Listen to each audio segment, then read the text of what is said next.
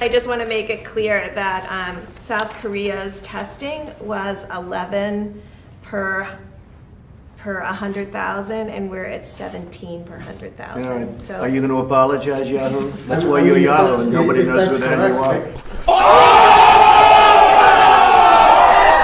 Overall, South Korea has done 5 times more tests than the U.S. per capita. Why is that? I don't think that's true. That is true. And you said this morning that the White House said the U.S. passes South Korea in virus testing. Who are you with? Yahoo News, and it's not true per capita. Do you want to respond to that? If you have the numbers. sure, I have the numbers. So remember early on, we pushed tests to the outbreak areas, just like he described. His primary outbreak was in Miami-Dade and Broward County and Palm Beach, so they pushed tests into that region. We did the same thing in the United States. So if you look at every single state that had an outbreak, their testing is greater than anywhere in the world. They're in the 42 per thousand range. Your point is taken about individual areas, but overall, we've had 14 times more infections than South Korea. So are we doing something wrong, and why is that? They have a very dense population. Yeah, our epidemic looks much more like the European epidemic. So right now, we're tracking very close to the countries in Europe, and we're testing at their rate of their concentrated epidemics and where they're occurring in the metros. I think it really shows the susceptibility of our major cities in the same way they were susceptible in Europe. And so we've been very focused on that. That's not to say that we're not supporting the rural states. We're very much supporting the rural states and very much supporting their testing. There's no state right now in the United States that's tested really less than 1%, which is pretty remarkable when they don't really have significant cases. But we've been really working with states to do sentinel surveillance and also to reach out to our Native American populations as well as our inner city.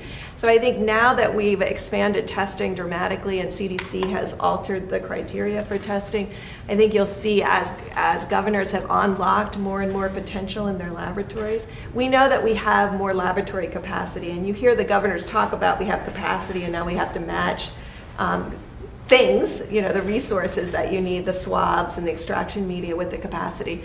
And I think governors are well aware of how to expand testing now. And so we're in that partnership. That's what was announced yesterday. We want testing linked to critical contact tracing, but we also want testing as he described. The governor described a really important insight. He went where the virus could cause the most damage to human beings.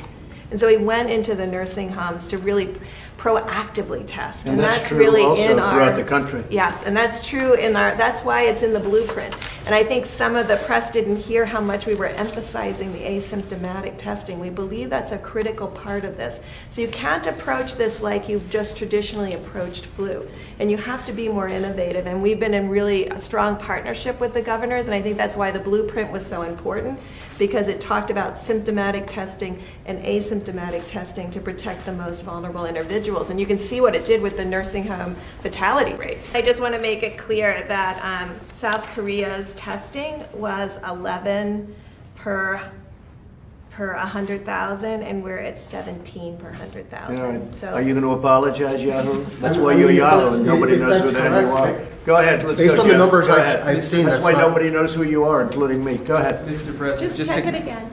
You ought to get your facts right before you. Well, we have had 14 Okay, well, your times facts are infections wrong. now. Let's go. just to clarify what you were just talking about, you're looking at